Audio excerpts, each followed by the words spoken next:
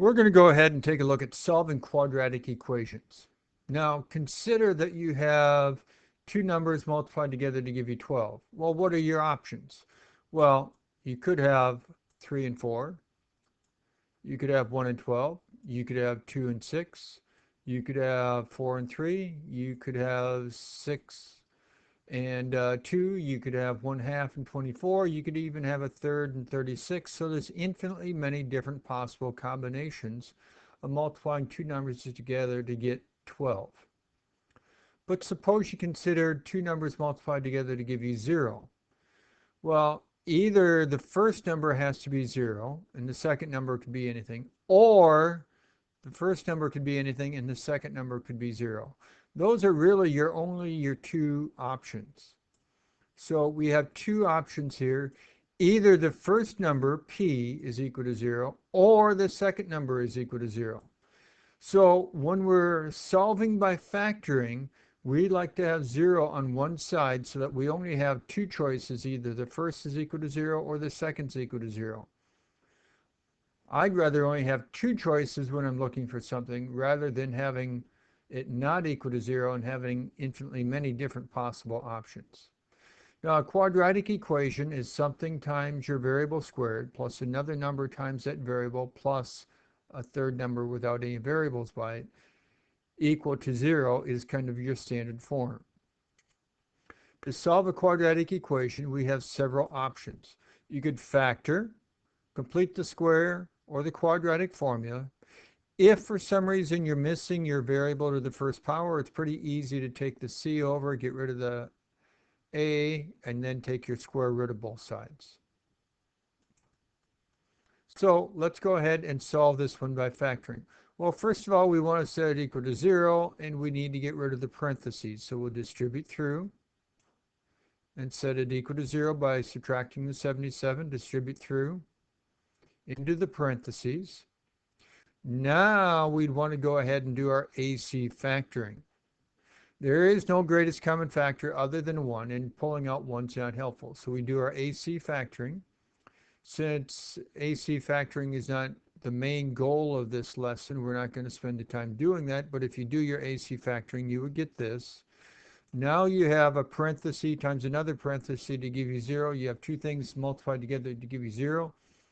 The only way you can get 0 is either if the first parenthesis is equal to 0 or if the second parenthesis is equal to 0. All we have to do is solve each one of these. We subtract 7 from both sides in the first one.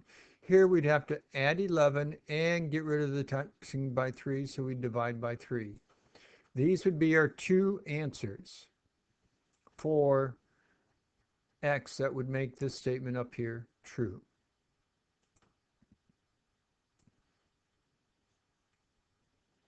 So now we're going to go ahead and solve this one. This one, once again, is a rational one, and we did that earlier a couple lessons ago.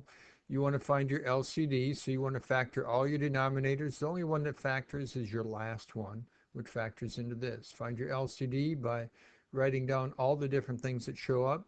Remember, if you had a choice in exponents, you'd choose the higher exponent. Then you multiply each term on both sides by your LCD. Once you multiply each term by your LCD, then you should be able to simplify some fractions and then work out from there. So here you see you have some common factors top and bottom, common factors top and bottom, common factors top and bottom, which are special forms of 1. So you have a 5xx or a 5x squared. Here you have your 3 and your parentheses. Here, nothing crosses out, so you have your 2x in your parentheses. Here, everything drops out except for your -6. So now we want to finish solving this, so we want to distribute through into this parenthesis, distribute through here. So bring down your 5x squared, distribute through your 3, distribute through your 2x, equal to -6. Now I want to go ahead and combine like terms on the left-hand side. You have 5 of the x squareds plus 2 of the x squareds is 7 of the x squareds. Now you have 3 of the x's minus 4 of the x's is a -1 of the x's. Also, I'm going to add a 6 to the right-hand side so I can get 0 on that side. And when I add 6 to the right-hand side and I'd have to add 6 to the left-hand side, cancels out my negative 6 here. So I get this equal to 0. Then I'd want to factor. And remember, in factoring, your first step is always your greatest common factor. So we're going to take out an x here. Now we have two things multiplied together, the x times our parentheses. The only way to get 0 when you're multiplying is if the first thing is equal to 0, or if the second thing is equal to 0. Then we can finish solving the second one for x. This one's already solved for x, so we'd add 1 to both sides, divide by 7. We get two answers of 1/7, end of 0. However, we started out with variables in the bottom. You want to make sure your answers don't cause you to divide by 0. If we take our answer of 0 and plug it in here, we get 0 in the bottom. So it does not work. If we take and plug in 1/7 here or 1/7 here, it does not give us 0, so the only answer that works is 1/7. So here we have no x to the first power, so we could use the square root option. So we could get the squared by itself by dividing both sides by 16.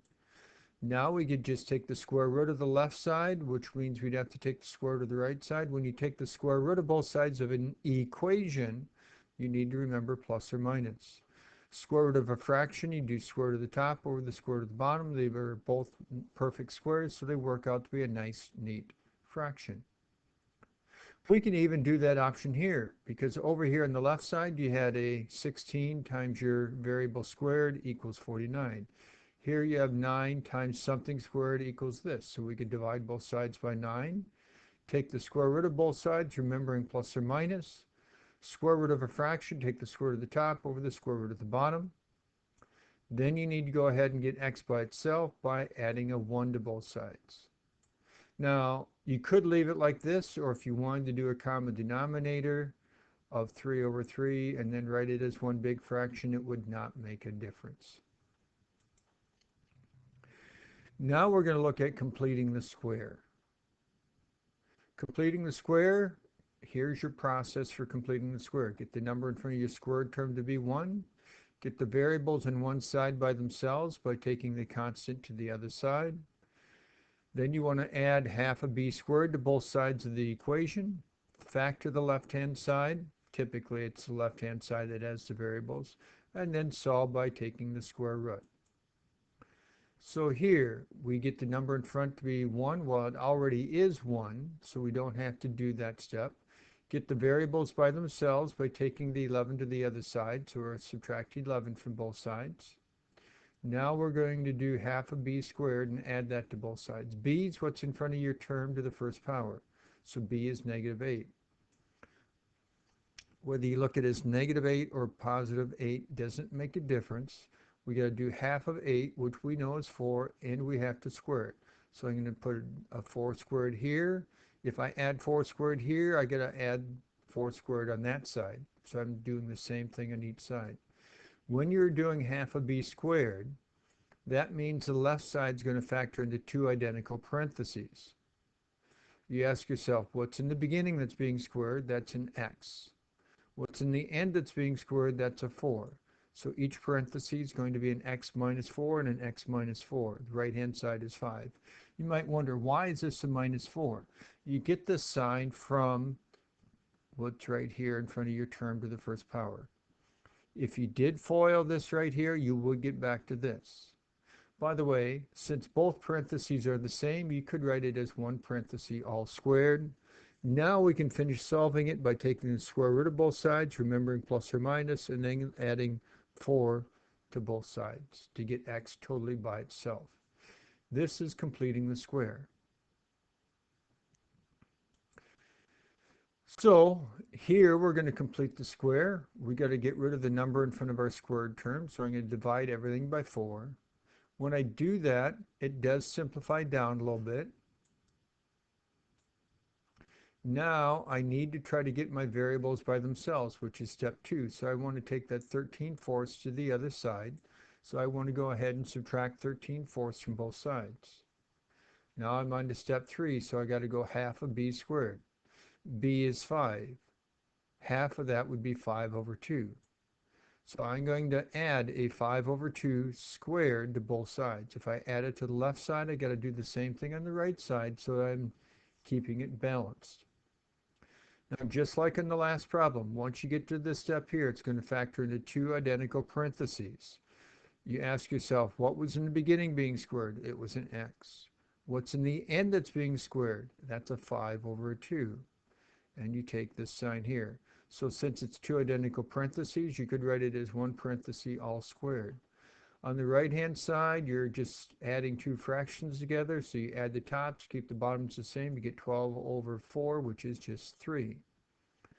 Then all we have to do is try to get x by itself. So we can get rid of the squaring by taking our square root, and then get x by itself by subtracting a 5/2 from both sides.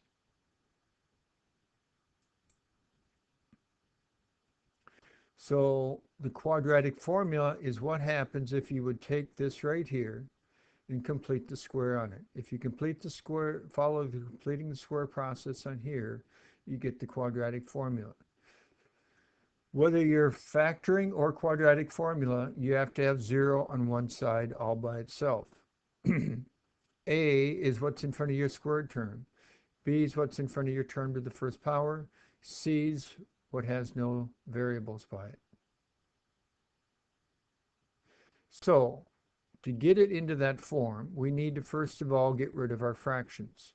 Being one fraction equaling one fraction, I could cross multiply this times this, and then this one times this one. I could FOIL on the left-hand side, FOIL on the right-hand side. Now, we need to set it equal to 0. It doesn't make a difference which side you take everything to. I often will take it to the side where my squared term would end up being positive.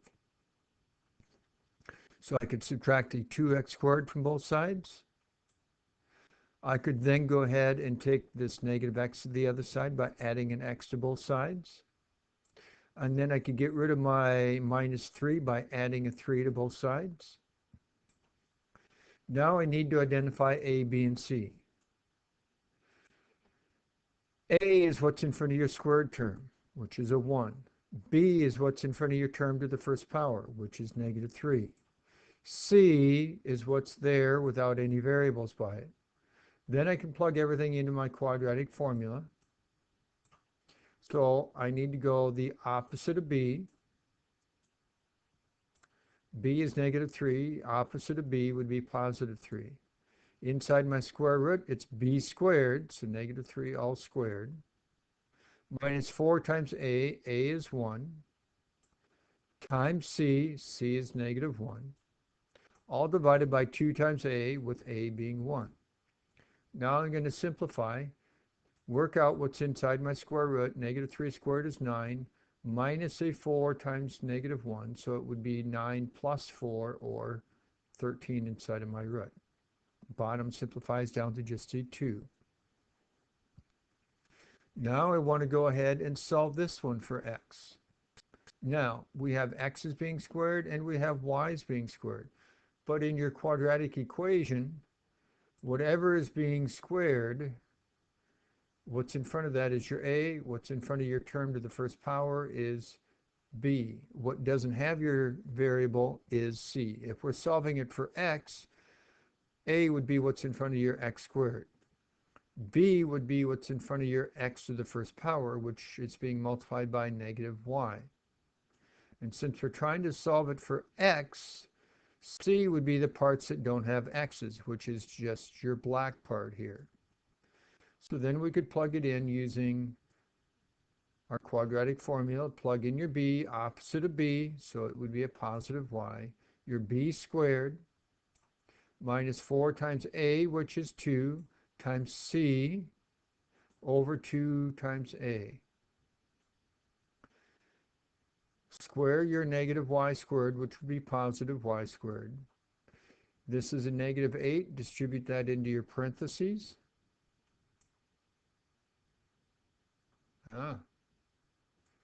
Distribute through. Now we have y squared plus 24y squared is 25 of the y squareds. Still with our plus 8. Sometimes when you get to this step, that root will simplify. In this case, it doesn't. Now, how would you simplify a root? If it could be, this is your answer, but if inside of your root you had something like this, you could factor out a 4. 4 times this here. Because it's now something times something, you could apply the root to each part. The square root of that 4, the square root of the parentheses. The square root of that 4 is 2. So once in a while, square roots will simplify. So just beware if you have something like this where you have a common factor you could pull out that's a perfect square, you could simplify your root. Now, this problem, we could go ahead and work out two different ways. We could FOIL this, distribute through 5. We could distribute through our -4, collect all of our like terms, and then we could use the quadratic formula. But it's already written as something squared plus that thing to the same power. Our box over here correlates to our x plus 2, the green. So what's in front of your squared right here is your a, and that's your 5. What's in front of your x plus 2 to the first power is your b, so that's -4. C is what has no x plus 2. So we plug that into our quadratic formula. But because we're not just solving it for x, we're solving it for x plus 2, you want to make sure you go x plus 2 equals. So that way you remember to actually solve it for x in the final end. You do the opposite of b. Inside your root, you do b squared minus 4 times your a times your c over 2a. Bring down your x plus 2, remember to write that, equals, simplify what's inside of your root, and we get 156. So bring down your x plus 2. Now we got to simplify what our root is, which is a 4 times 39. Square root of that 4, you know, is a 2. So bring down your x plus 2. Now here you'll notice we have a 2 as a common factor on the top. So we could go ahead and pull that out. We now have 2 times the top. We have 2 times the bottom. We can cross out those 2's. They're special forms of 1. So we get x plus 2 is equal to just what was in our parentheses over 5. To get x totally by itself, we'd have to go ahead and subtract 2. Now we could go ahead and write this as one fraction.